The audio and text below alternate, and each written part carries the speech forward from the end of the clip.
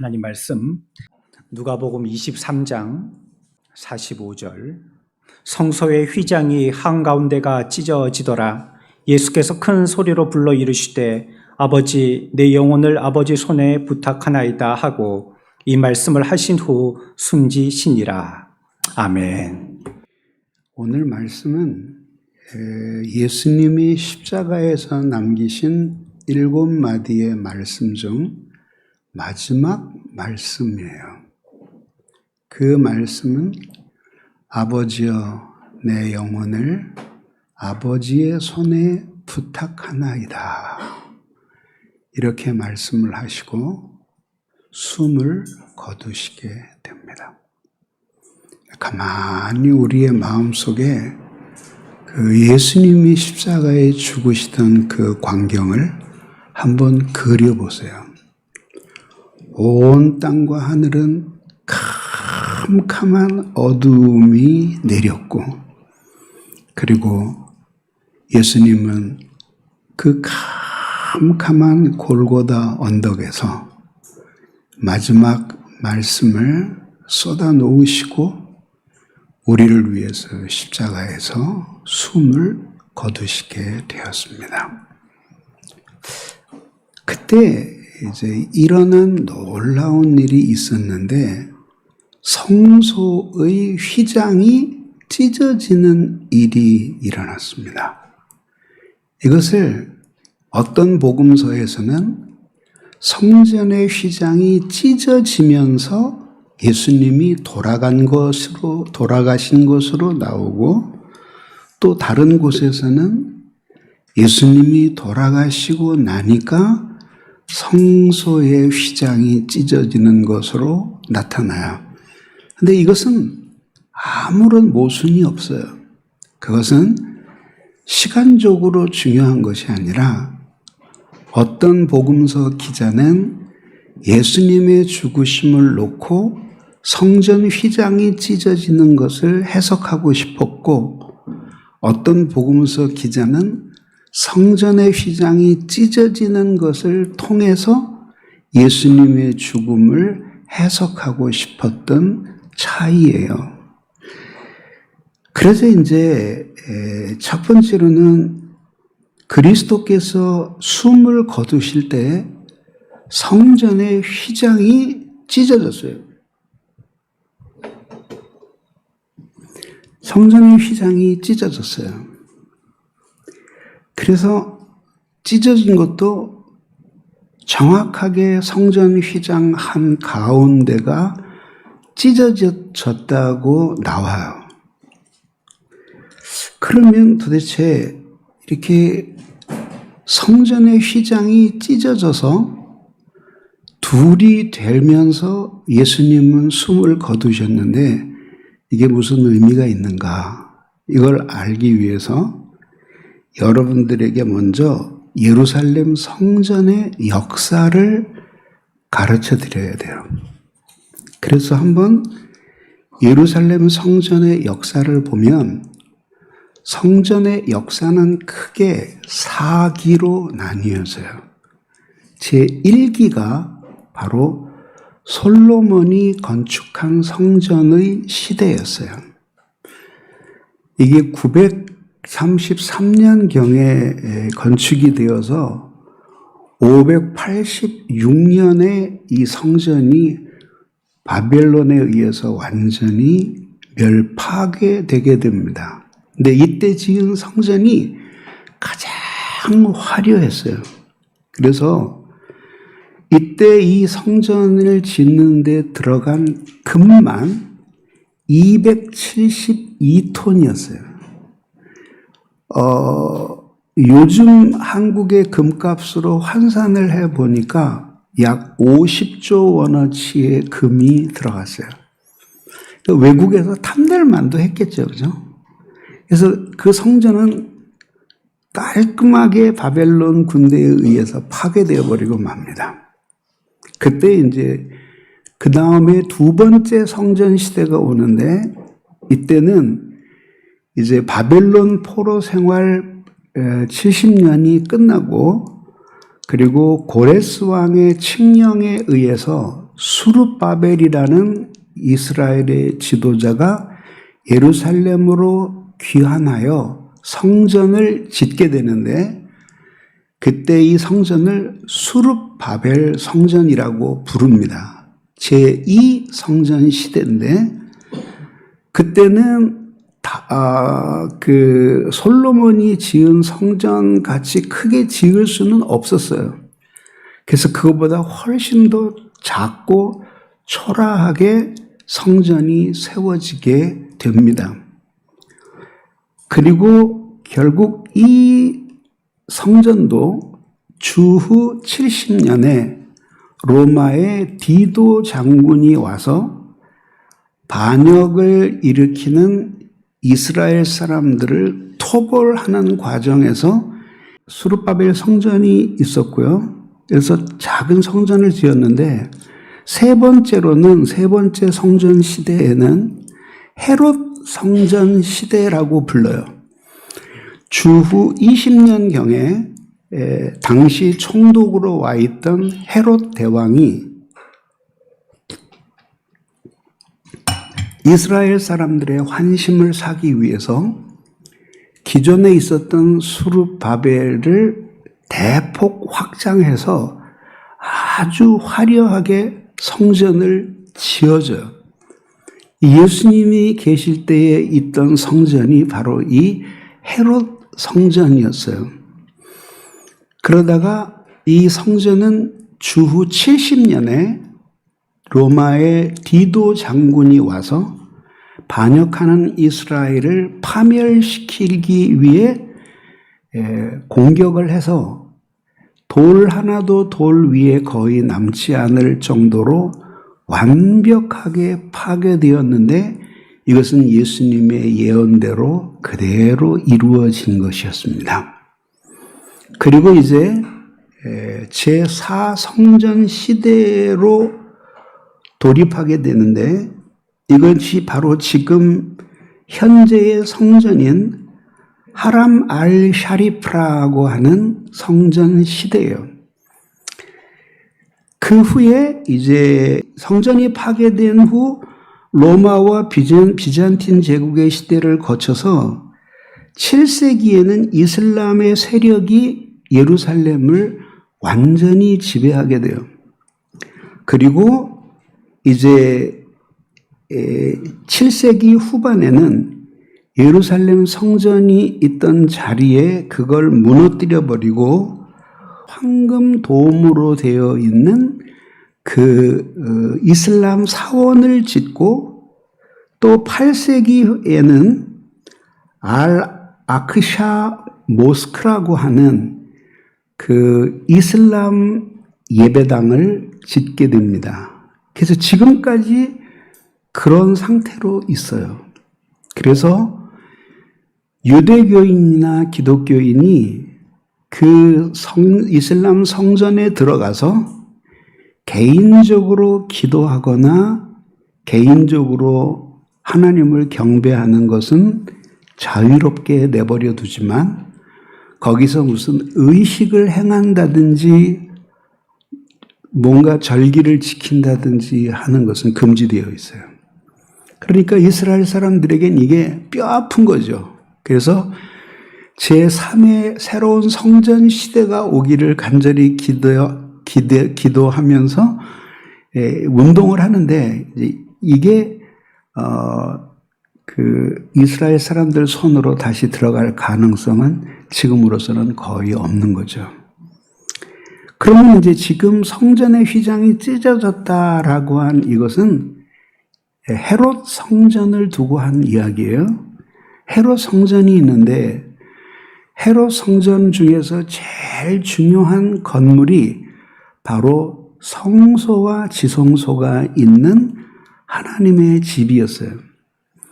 그 성소와 지성소는 이제 이 폭이 10m 정도 되고, 그다음에 길이가 20m 정도 되고, 높이가 15m 되는 공간이 있는데, 이게 바로 성소였어요.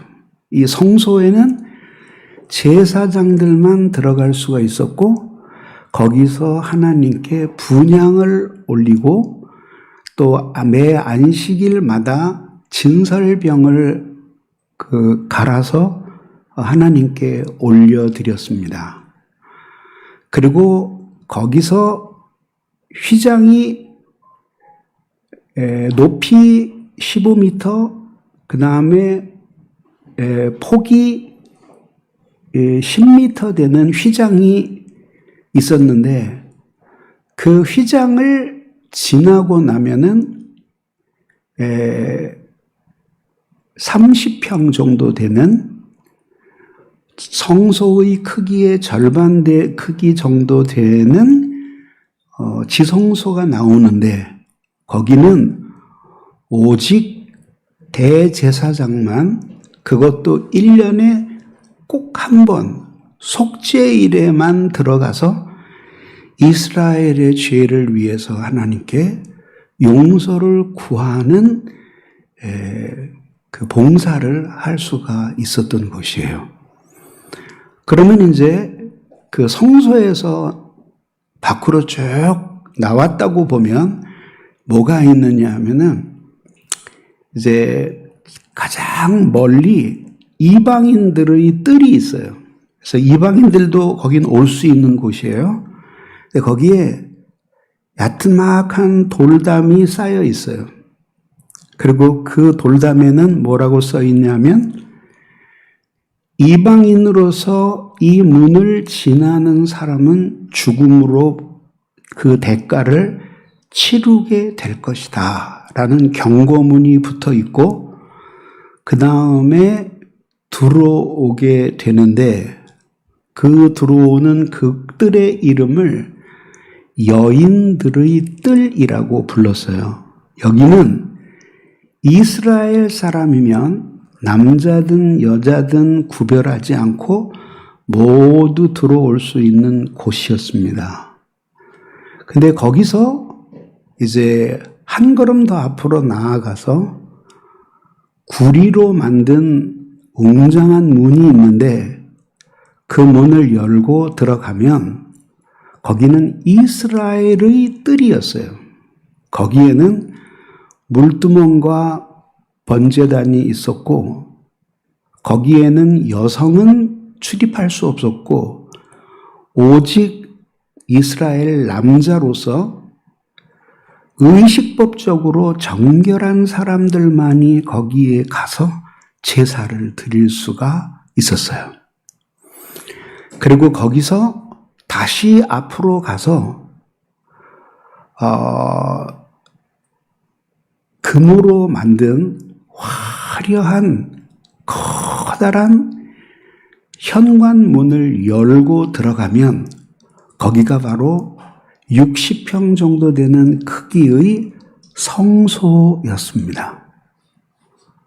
그리고 성소에는 분향단과 진설병 같은 것들이 있고 또 촛대가 있었습니다. 휘장은 바로 거기 성소와 3분의 2 크기의 성소와 3분의 1 크기의 지성소를 구별하는 가림막이었어요. 가림막. 그래서 어디도 찢어지지 않고 통짜로 되어 있는 그런 가림막이었습니다. 그래서 만약에 대제사장이 아닌 사람이 실수로 그 천을 열고 안으로 들어가면 즉시 죽임을 당해야 됐습니다. 죽임을 당하면 사람이 들어가지도 못하고 밧줄로 그 사람을 묶어서 꺼내야 되는 그러한 곳이 바로 지성소였습니다. 근데 그 가운데 있는 휘장이 얼마나 아름다웠는지 히브리 말로 파로켓이라고 부르는데 그 뜻은 휘장, 덮개, 가리개 그런 뜻이었어요. 근데 청색, 자색, 홍색 실과 가느다란 배실로 천을 짰어요. 그리고 거기에는 아주 아름다운 천사들의 모양을 본떠서 수를 놓았어요. 근데 그게 그렇게 아름다웠대요. 근데 이렇게 두툼하고 아주 튼튼하게 짠 것이었어요. 그래서 이제 역사서를 찾아보니까 예수님이 30년 혹은 34년경에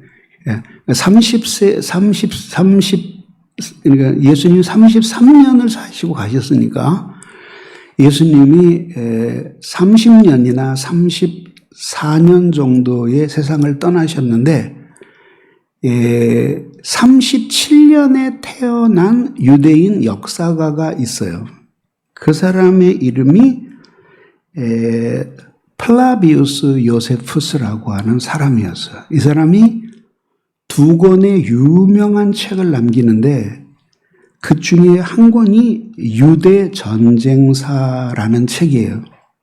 그 책을 그리스어로 남겼는데, 그러니까 그 사람은 그리스도인은 아니었는데 정통 유대인이었는데 객관적인 시각에서 초대교회 이스라엘이 형성되는 그 과정을 정확하게 역사로 남긴 사람이에요. 심지어 예수님의 얼굴 모습에 대해서까지 묘사가 나와요. 근데 그렇게 예수님이 미남이셨대요. 그렇게 나와요. 근데 그 사람이 물론 그 성전을 직접 보지는, 그 성소를 직접 보지는 못했지만 사람이 15살 정도 되어서 만약에 학문을 시작했다고 한다면 예수님이 돌아가시고 20년도 안 되던 시절이었으니까 성경도 아직 신약 성경도 안 쓰여지고 예수님을 직접 본 사람들의 증언들이 생생하게 살아있던 때였단 말이에요.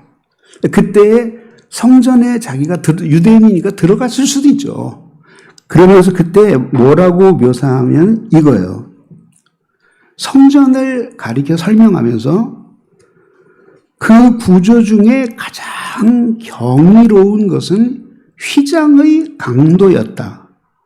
그것은 결코 찢어진 적이 없었으니 비록 로마의 군대의 두 쌍의 말들을 각 부분을 반대 방향으로 끌어당긴다고 할지라도 그것을 찢을 수 없었을 것이다. 로마 군병들이 쌍두마차를 타고 전투를 하잖아요. 그런 마차를 양쪽에 매달고 그거를 달려가게 해도 이게 찢어지지 않을 정도로 탄탄했다는 것이죠. 근데 너무 놀라운 것은 뭐냐면 그렇게 두껍게 짜졌는데 태양빛은 통과를 한대요. 그러니까 신비롭게 그 사이사이의 구멍으로 그 태양빛이 쫙 들어오니까 이게 성소의 불빛을 지성소에서 볼 수가 있었다는 거죠. 그렇게 아름답게 만들어진 것이었는데 그것을 이제 찢어버리신 거죠. 그럼 이건 무슨 의미가 있냐면은 위로부터 아래로 이렇게 찢어졌는데 이게 찢어졌다는 것은 뭘 의미하냐면은 이제 성소와 지성소 사이에 구별이 없어진 거예요. 그러니까 쉽게 얘기하면 예전에는 제사장은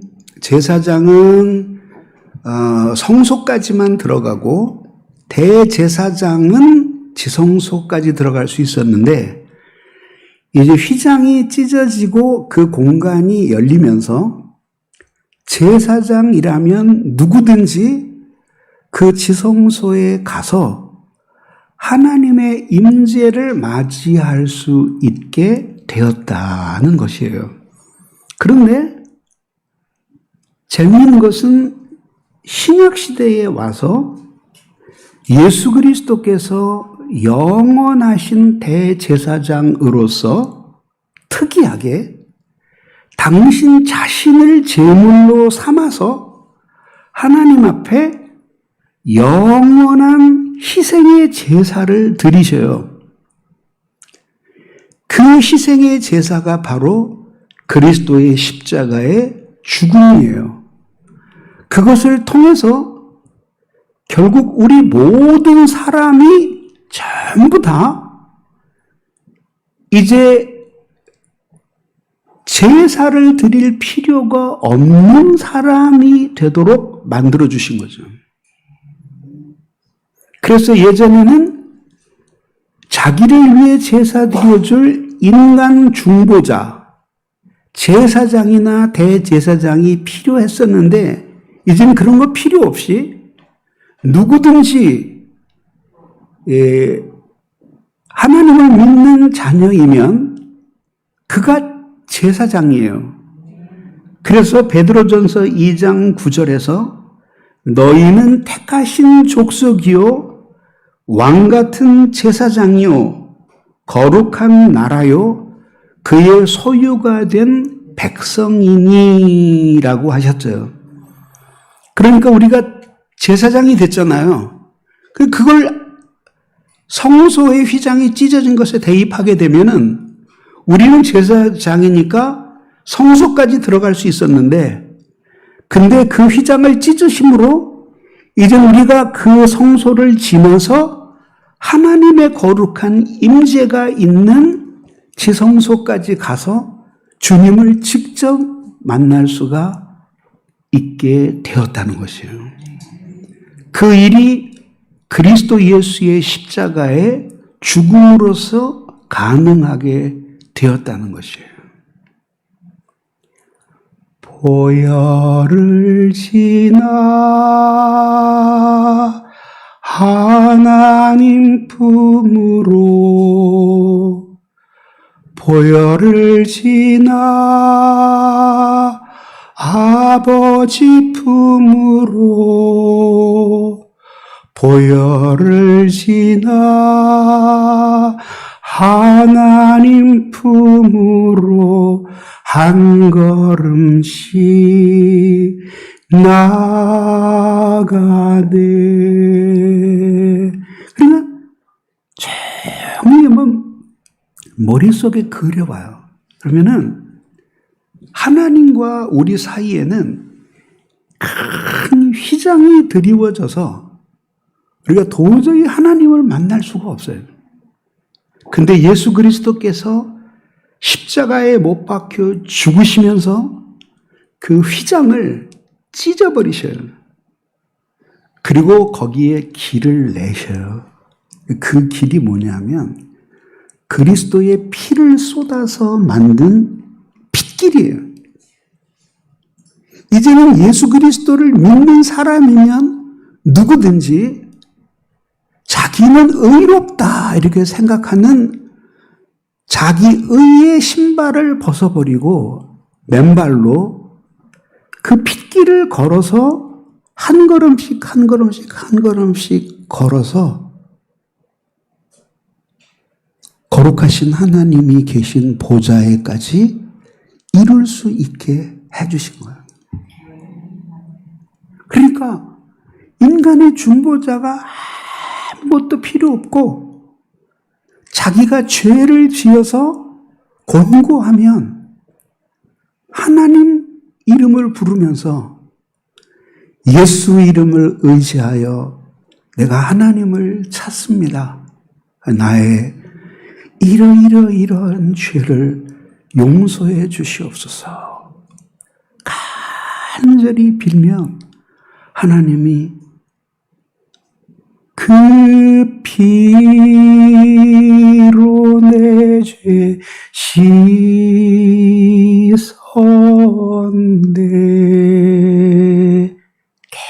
깨끗이 씻겨주시면서 그러면서 거기서 당신의 품에 안겨서 교제를 나눌 수 있는 길을 열어주셨다는 거예요.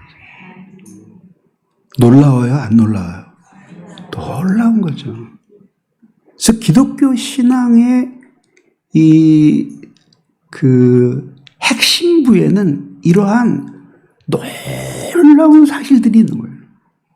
이런 놀라운 사건들을 의 의미를 생각하면서 하나님 앞에 그 십자가 구속의 은혜에 감격하면서 찬송을 하고 경배를 드리면서 우리의 죽었던 영혼이 살아나는 거예요. 네. 근데 이 휘장이 찢어진 방향이 위로부터 아래로 찢어진 거예요. 그러니까 이것은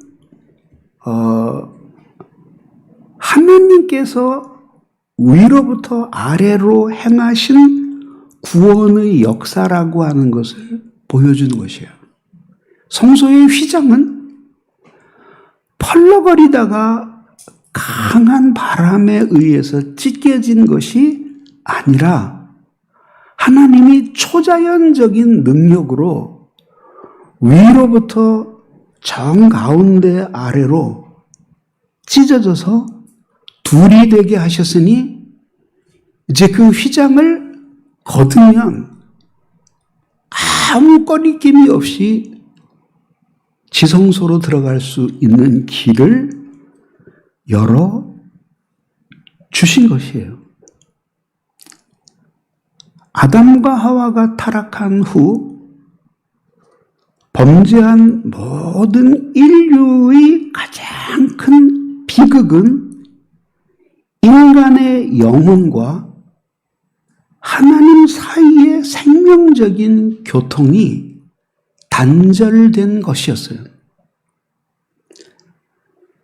이것은 인간의 영혼이 마땅히 누림으로써 참 사람으로 살아갈 수 있는 하나님의 생명을 상실한 것을 의미하였습니다.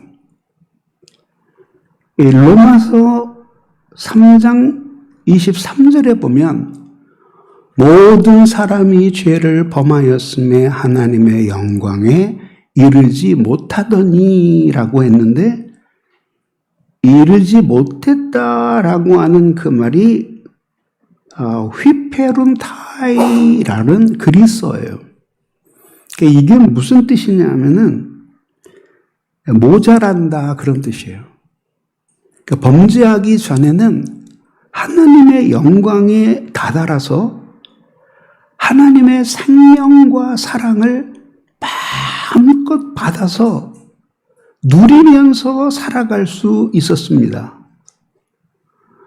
그래서 인간의 영혼은 하나님을 하나님으로 알아보고 그분과 사랑으로 교제하며 하늘의 신령한 것을 모두 받을 수 있었습니다. 그러나 범죄함으로써 인간은 그 모든 특권들을 한 번에 잃어버리게 되었습니다. 이렇게 죄인이 된 상태에 있는 인간은 아무리 몸부림을 쳐봐도 죄를 짓지 않을 수 없는 상태에 이르게 된 거예요. 이것이 바로 하나님을 떠난 인간의 비참이었습니다.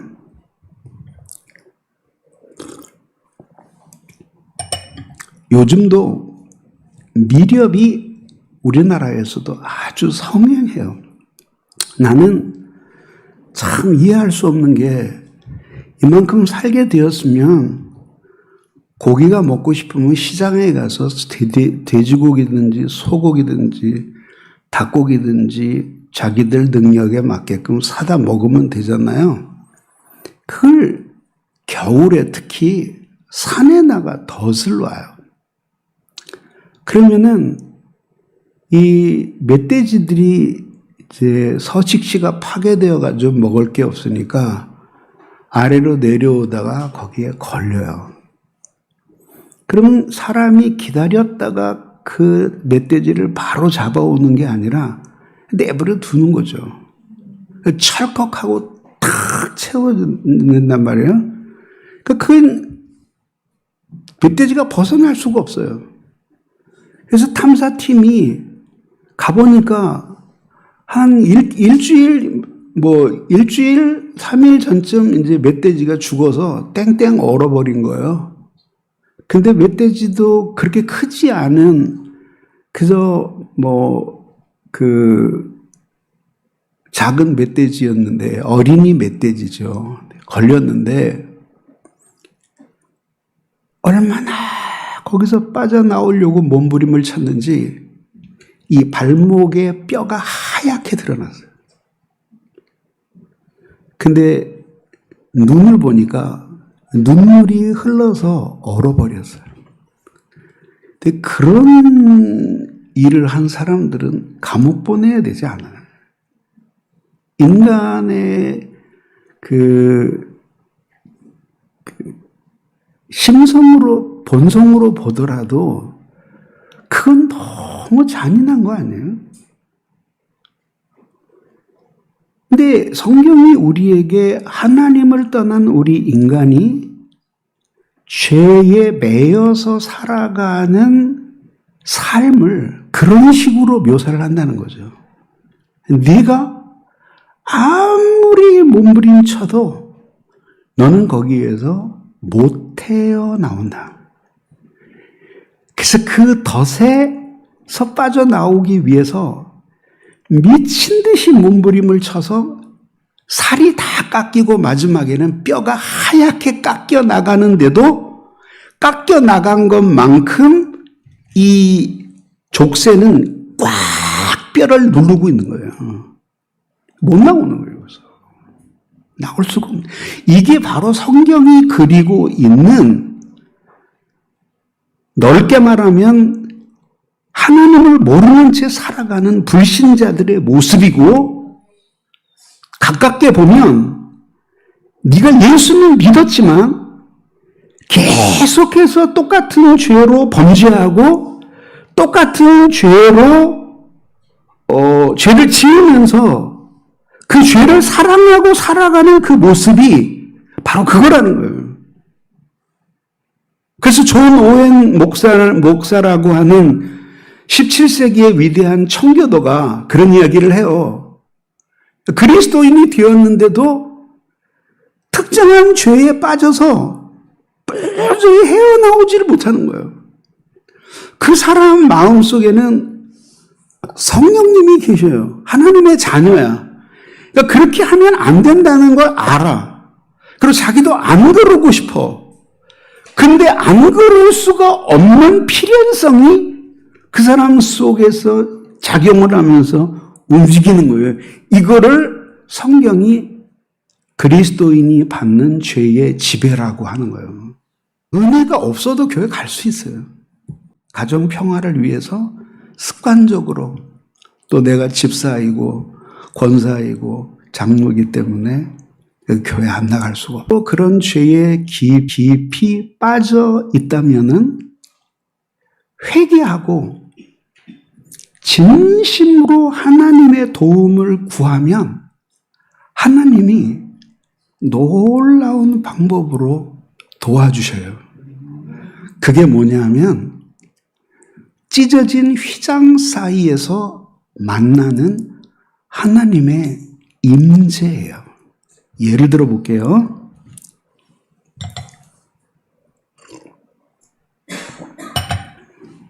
어느 날 생각해 보니까 나만큼 불행한 사람이 없는 거예요. 왜?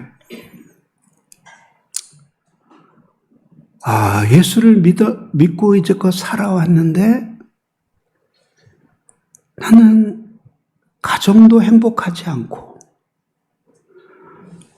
또 직장이나 세상에서 남들이 부러워하는 지위에 올라보지도 못했고, 또 돈도 많이 벌어서 부자로 살아보지도 못했고,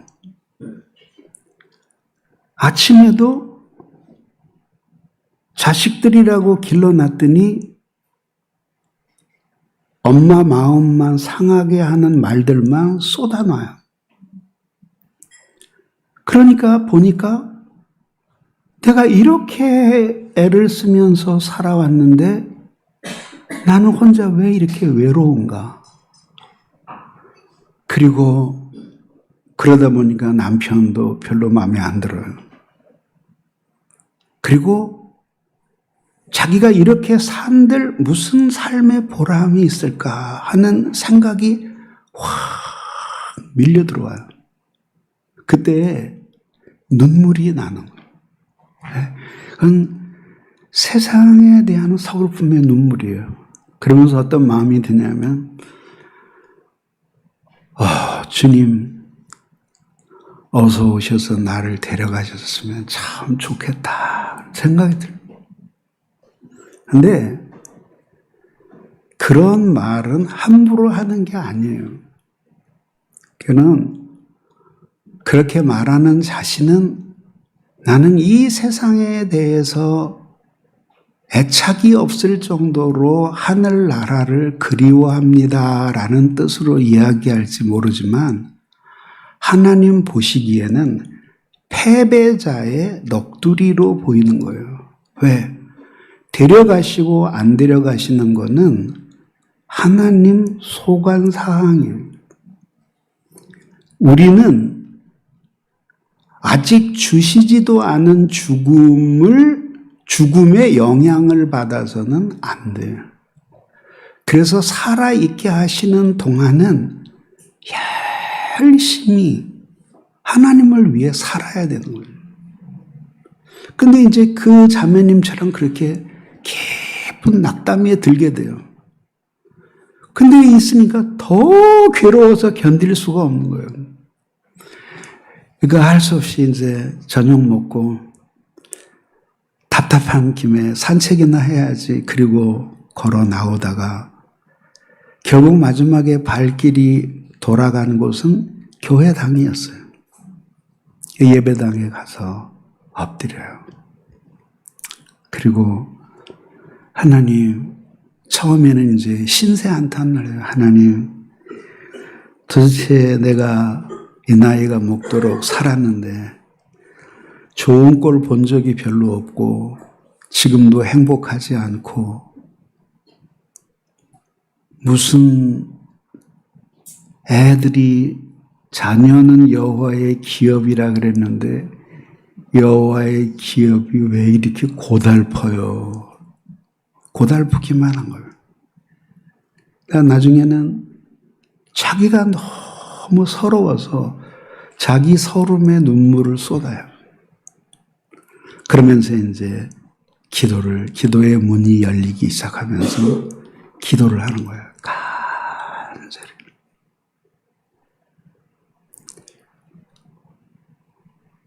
하나님 앞에 간절히 기도를 하는데 신기하게 그렇게 기도가 깊어지면 반드시 예수님의 십자가가 떠오르게 말입니다.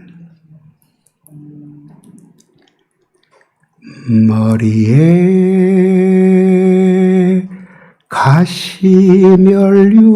가시면류관 어이에 쓰셨는가 채찍에 피 흘리심은 누구의 죄값인가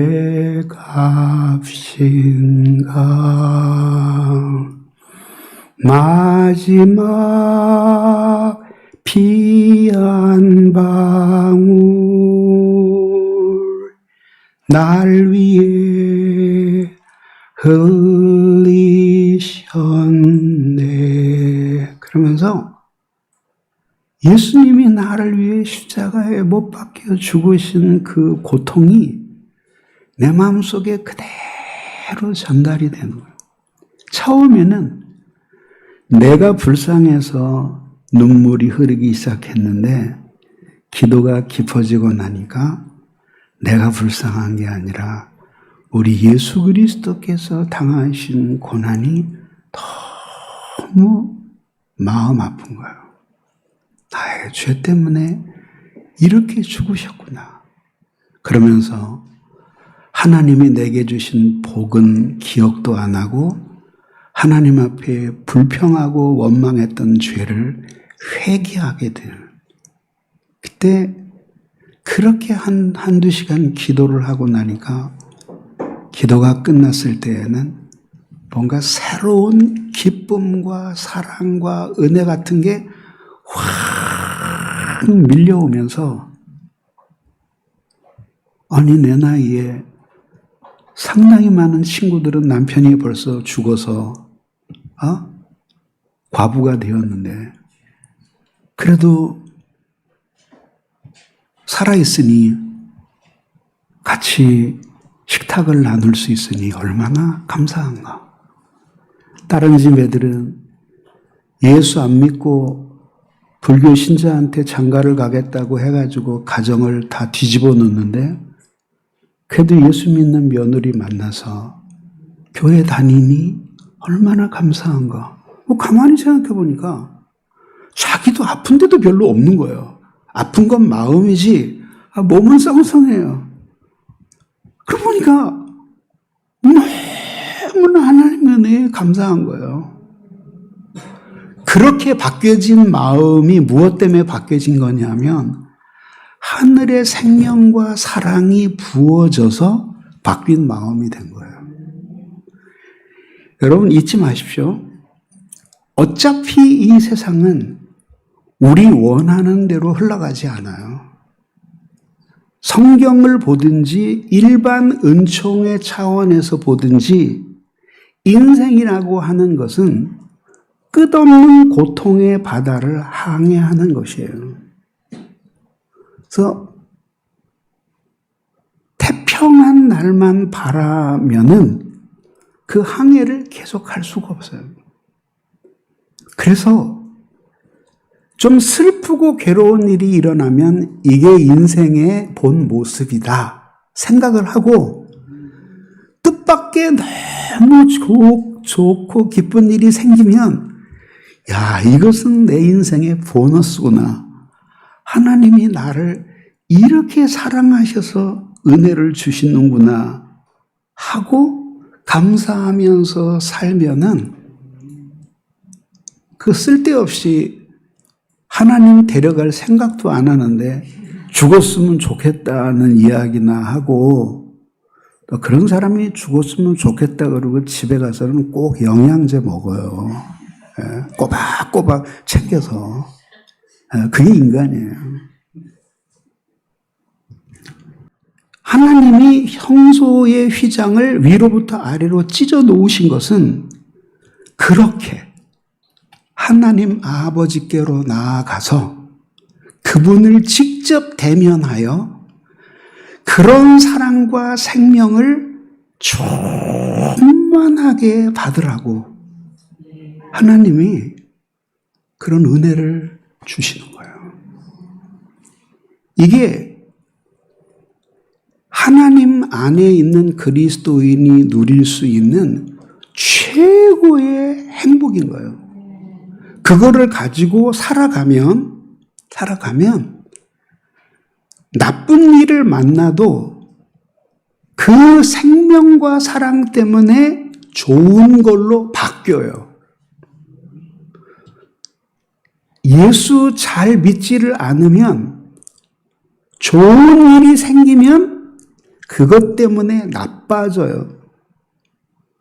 가난하고 먹고 살기 힘들어서 몸부림칠 때에 뜨겁게 기도하며 하나님을 찾았던 부부가 돈 좀 벌고 빌딩 사면서 세상으로 빠져버리는 일들은 얼마든지 일어나는 일이에요. 그래서 하나님을 사랑하지 않는 사람들에게는 좋은 일이 일어나도 나쁜 게 되고 하나님을 진심으로 사랑하는 사람들에게는 나쁜 일이 일어나도 그게 좋은 것이 되는 거예요.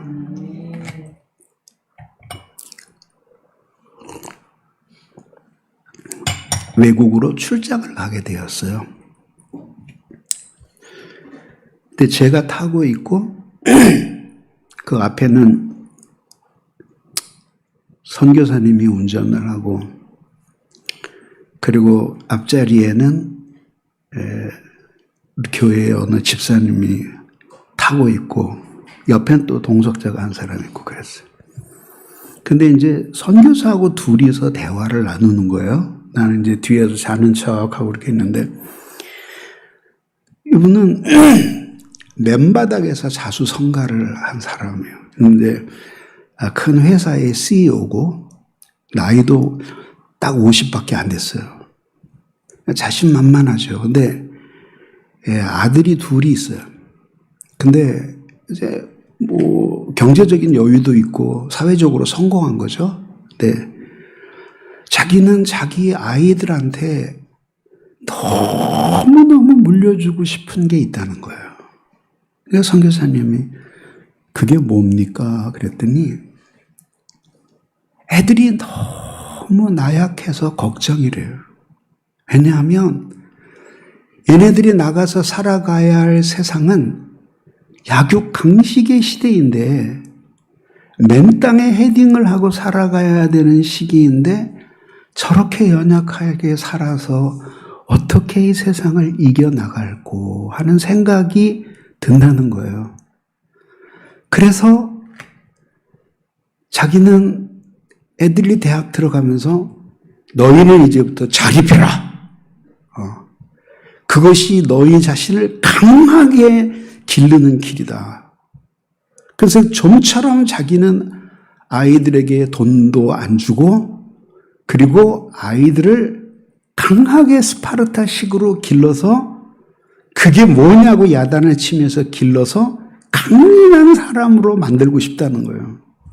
그래서 내가 뒤에서 눈을 감고 듣다가 아무개 집사 목사님 들으셨어요? 듣고 있었는데 당신 철학이 맞다고 치자. 맞다고 치는데 내가 하나만 물어보자. 지금 말고 지금 걔네들이 대학생이니까 지금 말고 20년이 지나면 너는 70세가 되어 있을 거고 아이들은 40대 중반이 될 텐데 그때 걔네들은 그때 70이면 당신은 하는 일 없이 뒷방 늙은이가 되고 애들은 사회생활 하느라고 한창 바쁠 텐데 네가 그렇게 아이들을 기르면 20년 후에 그 아이들이 너를 보고 싶어 할까?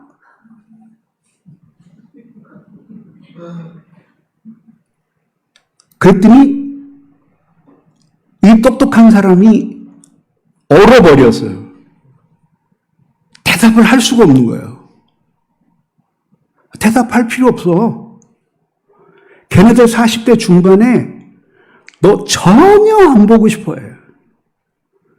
네가 보자고 그래도 애들은 요리 뺀질 조리 뺀질 하면서 안 만나 줄 거야. 그리고 당신은 아이들을 맨 땅에 헤딩해서 성공하는 애들로 기르려고 그렇게 기도하며 애들을 몰아쳤지만 애들은 그 기간이 상처받은 기간으로 기록이 될 거야. 근데 지금 충격을 받은 거야. 나는 내가 너라면 난 그렇게는 안 한다.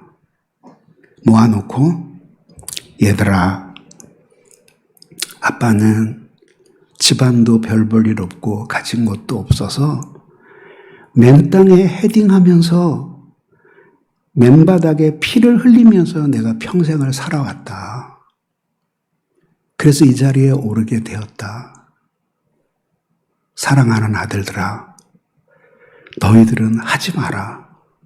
맨 땅에 헤딩하지 마라. 그게 사람으로서 할 일이 아니더라. 내가 도와줄게. 뭐가 필요하니? 내가 도와줄게. 그렇게 길러야 되는 거예요. 그러면 걔네들이 나약해진다고? 그건 자기만의 착각이지. 어차피 이 사회는 아버지가 조금 도와준다고 해서 승자가 될 수 있는 사회가 아니라 그것도 뭐 수백억을 물려준다면 모르겠어요. 근데 어차피 이 사회는 생존 경쟁으로서 몸부림치면서 살아남아야 되는 세상이기 때문에 어차피 몸부림치지 않을 수 없게 되어 있는 거예요. 그거 말 한번 따뜻하게 해줬다고 애가 완전히 나약한 인간이 되거나 등록금 걱정하지 말고 뭐라도 해보려면 내가 도와줄게 이런다고 해서 그 아이들이 아무 기운이 없는 패배자가 될 거라고 생각하는 건 자기만의 착각이죠. 근데 그 순간 그 집사가 자녀 교육에 대해서 일대 회심을 했어요. 그리고 돌아와서도 몇 번을 그 얘기를 하는 거예요.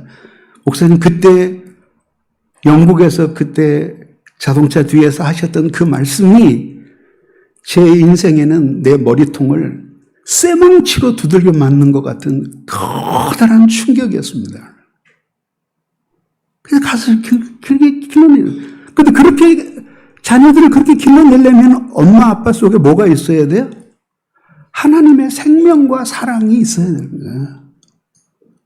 그래서 얘네들이 마음에 안 들게 하고 잘 못하는 것도 그거를 이겨낼 수 있는 힘이 이 안에 있을 때 사랑은 끝까지 믿음이라고 하는 것은 뭐냐면 따라해 보세요. 믿음이란 하나님 때문에 끊임없이 희망으로 자신을 설득하는 것이다.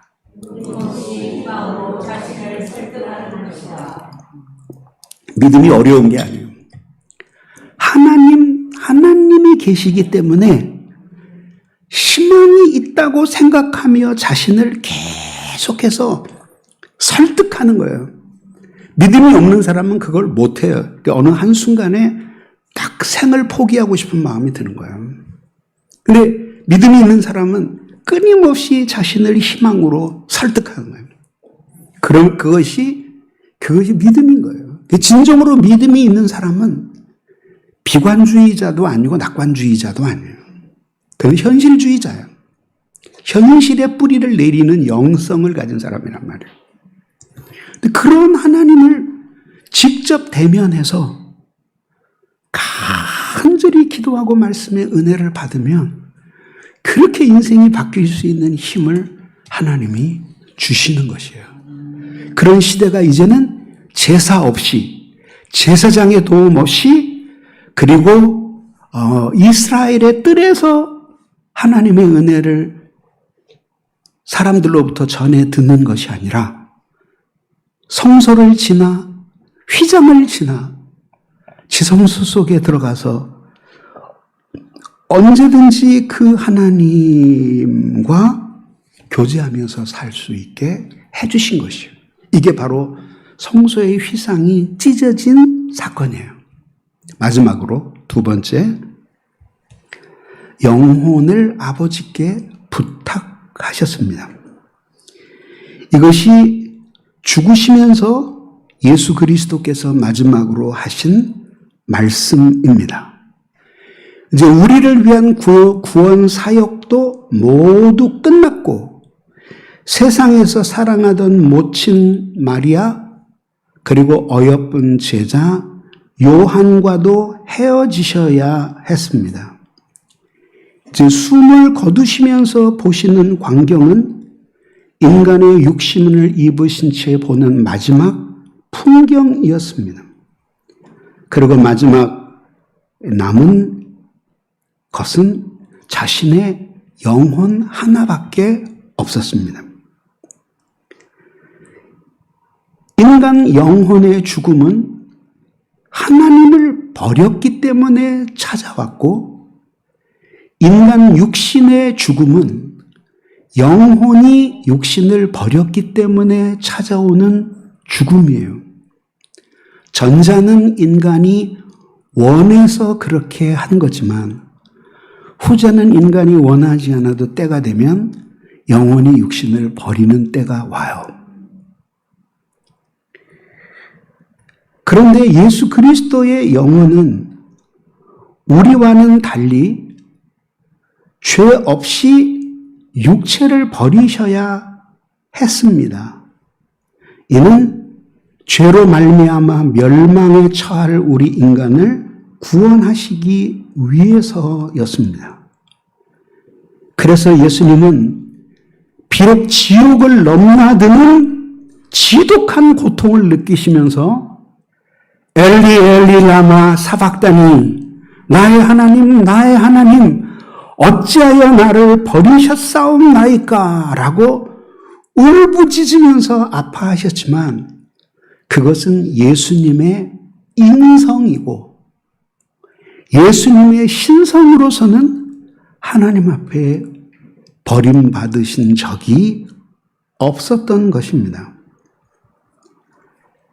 그래서 예수는 마지막 당신이 고통스러운 죽음의 끝에 자신의 영혼을 아버지의 손에 부탁하셨고 자신의 영혼을 받으시는 아버지의 따뜻한 그 두 손에서 천국이 시작되는 것을 아셨습니다. 예수께서 십자가를 지실 때 비록 인성으로서는 온갖 맹수의 이빨에 뜯기는 것 같은 고통을 겪으셨지만 신성으로는 그런 고통을 겪지 않으시고 오히려 죽음이 가까울수록 아버지의 충만한 사랑과 교제 속에서 계셨던 것입니다. 그래서 남은 영혼을 하늘 아버지께 신실하게 기꺼이 부탁드릴 수가 있었던 것입니다. 여기서 우리는 당연하지만 너무나 쉽게 잊어버리는 한 가지 사실을 만나게 됩니다. 그것은 바로 우리가 이 세상을 떠날 때 가져가는 것은 오직 우리 자신의 영혼 하나뿐이라는 사실이에요. 우리의 인생이 끝나는 그날에는 이제껏 살아서 누렸던 모든 사람들 그리고 사랑하던 모든 사물들을 세상에 두고 가야 합니다. 심지어 우리가 이 땅에 태어날 때는 육신이 영혼과 함께 이 땅에 왔지만 갈 때는 한 번도 경험해 본 적이 없는 육체와의 이별을 경험하면서 하나님의 나라로 가야 돼요. 그 육체마저 두고 가야 된다는 이 단순한 진리를 얼마나 자주 그리고 얼마나 쉽게 잊어버리는지 몰라요. 우리는 어리석게도 죽으면 모두 두고 가야 할 것들은 영원히 가지고 갈 것인 것처럼 사랑하면서 영원히 가지고 가야 할 영혼은 세상에 버리고 갈 것처럼 그렇게 하잘것없게 내버려 두는 때가 얼마나 많은지 모릅니다. 우리는 얼마나 어리석습니까? 그토록 오랜 세월 동안 우리의 영혼이 하나님께로부터 태어나서 하나님께로부터 다시 중생하여 다시 하나님의 성령의 은혜를 받으면서 생명과 사랑을 누리면서 살아온 영혼인데 우리 마음속에 있는 그 찬란한 진리의 빛 때문에 그렇게 행복했었으면서도 집요한 세상 사랑에 눈멀고 귀먹어서 무지한 마음은 찬란한 지혜의 광명으로 나타나기를 완강하게 거부합니다. 그리고 이 세상에서 적당히 죄 짓고 낙을 누리며 살아가겠다고 하는 것이죠. 인간이 그리스도인이면서도 육체의 죽음에 사로잡히는 이유는 바로 내 영혼을 아버지께 부탁하는 나이다라는 이 기도가 오늘 필요할지도 모른다는 생각을 잊어버리고 있기 때문입니다. 그래서 종교개혁자 칼빈은 자신의 누가복음서 주석에서 예수님이 드리신 이 마지막 기도에 대해서 이렇게 놀라운 은혜로운 해설을 우리에게 들려주었어요. 또한 진실로 그분은 여기에서 우리에게 독특한 경건의 모본을 보여주셨습니다.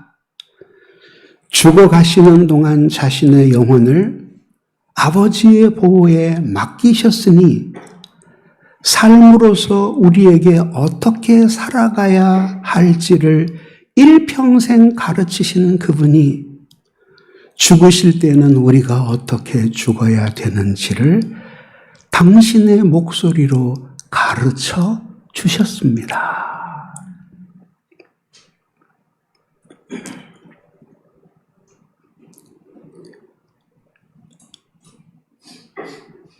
예수께 남은 마지막 하나의 사물은 영혼밖에 없었어요.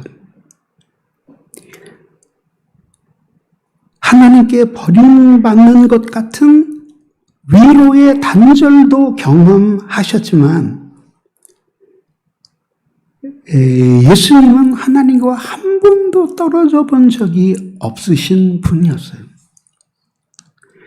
그래서 자신의 영혼을 아버지께 맡기면 아버지께서 자신의 영혼을 받으시고 가장 아름답게 보호해 주실 것이라는 사실을 믿어 의심하지 않았습니다.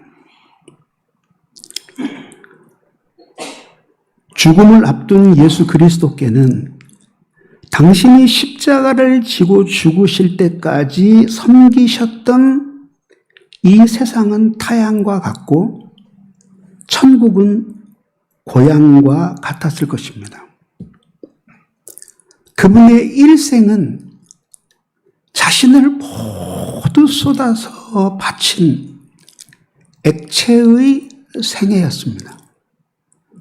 그분의 생애는 이마의 땀을 쉼없이 흘리며 불쌍한 죄인들을 섬기셨던 생애였고 목자 잃은 양같이 유리하고 고생하는 영혼을 보며 찢어지는 가슴으로 눈물에 흠뻑 젖은 생애였으며 마지막에는 그 인간들을 휘장을 지나 거룩한 하나님의 은혜의 보좌에 홀로 나아갈 수 있게 하기 위해서 당신의 피를 다 쏟아 보좌에 이르는 새롭고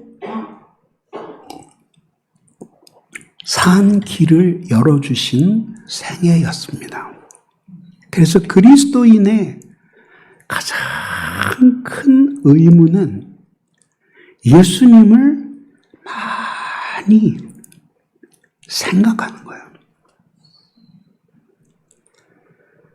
마음이 외롭고 괴로울 때 주님 예수님을 나 생각해요.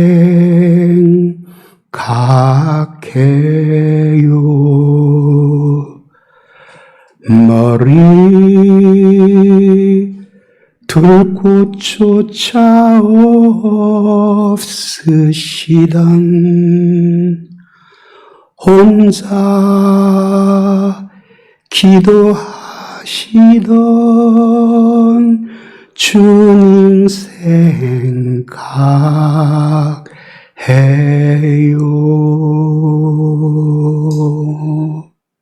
주님을 깊이 생각하면서 주님이 이 쓸모없는 인간을 위해 비록 이 세상에 나 혼자밖에 없었더라도 아마 예수님은 이 세상에 오셨을 것이다. 그리고 나 한 사람을 위해서 십자가에 못 박혀 죽으셨을 것이다 라고 생각하고 나면 내가 무엇이 간대? 내가 도대체 무슨 가치가 있는 인간이길래 하나님이 자기 아들을 십자가에서 갈기갈기 찢어서 살을 비집어 물과 피를 다 쏟아내시기까지 사랑하셨을까 생각을 하게 되는 거예요. 그리고 오늘 무릎을 꿇고 근심 걱정이 있든지 환난과 고통이 있든지 시련과 박해가 있든지 하나님 아버지의 이름을 간절히 부를 때 어디선가 들리는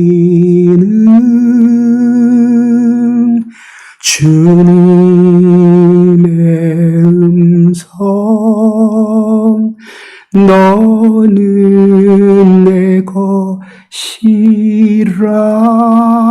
내 것이라